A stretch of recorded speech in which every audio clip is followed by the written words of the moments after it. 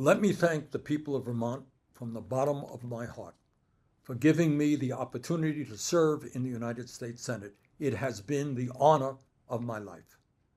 Today, I am announcing my intention to seek another term. And let me take a few minutes to tell you why.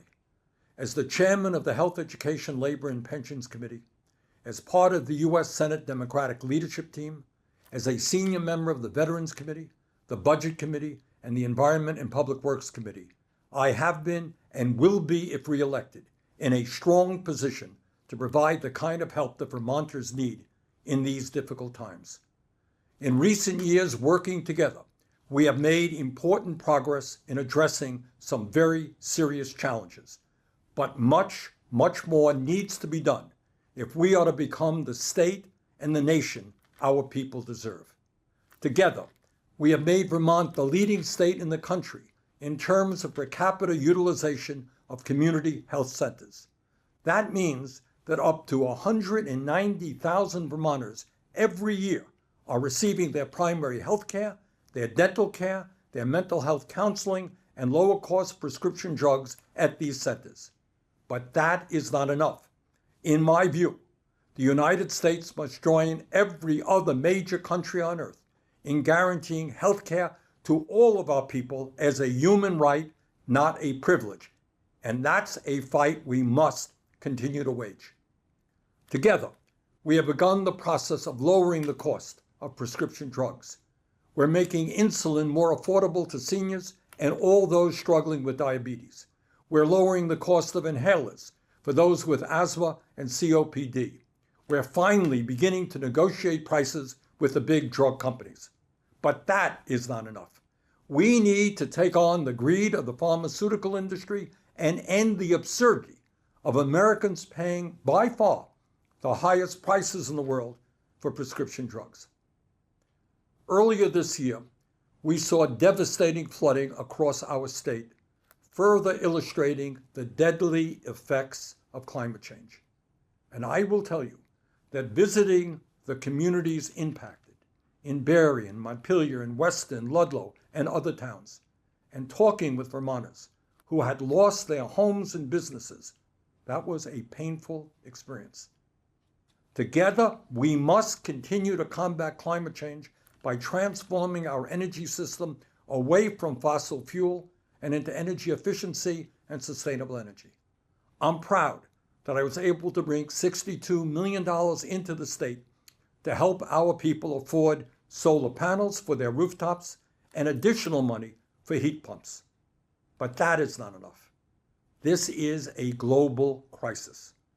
We must work with every country on earth to cut carbon emissions and save the planet for our kids and future generations.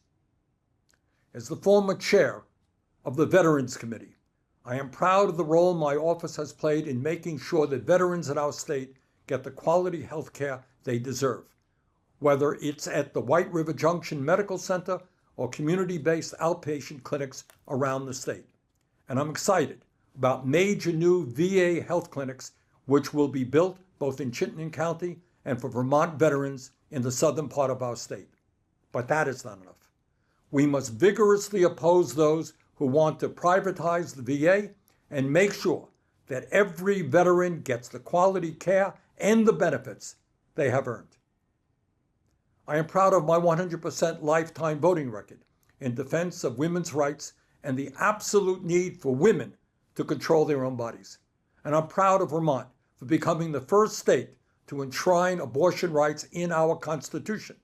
But that is not enough. We must codify Roe v. Wade into national law and do everything possible to oppose the well-funded right-wing effort to roll back the gains that women have achieved after decades of struggle. No more second-class citizenship for the women of Vermont or America. I'm proud of the role my office has played in canceling student debt for millions of Americans, including nearly 6,500 here in Vermont. But that's not enough. In a highly competitive global economy, we need to make sure that all public colleges and universities are tuition-free and that every Vermonter, regardless of income, can get the higher education they need to pursue their dreams. Further, we need to break our dependence on the regressive property tax in the funding of local schools.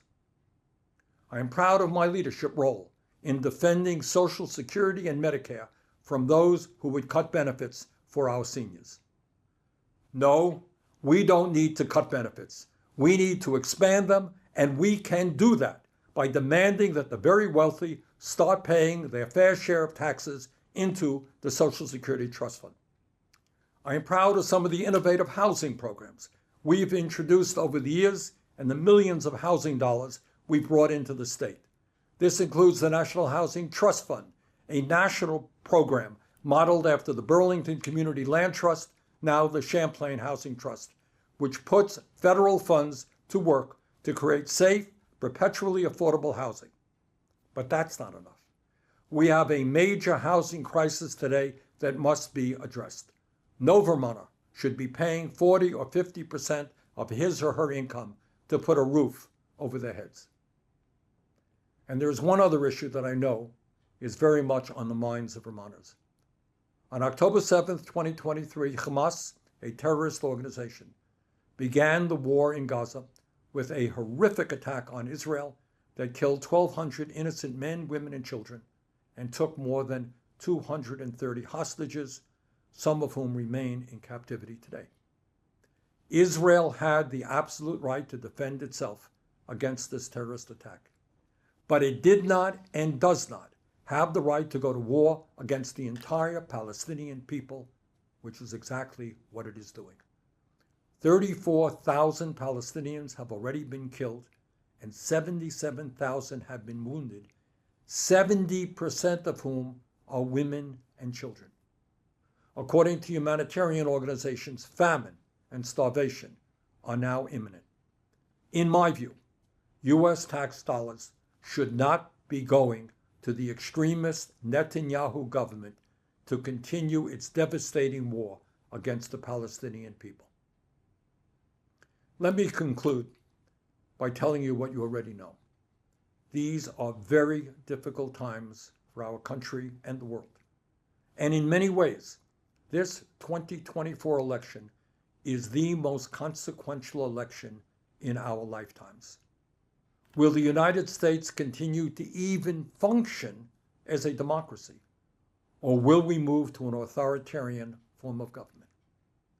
Will we reverse the unprecedented level of income and wealth inequality that now exists? Or will we continue to see billionaires get richer while working families struggle to put food on the table? Can we create a government that works for all of us? Or will our political system continue to be dominated by wealthy campaign contributors? These are just some of the questions that, together, we need to answer, and that I look forward to discussing with you on the campaign trail.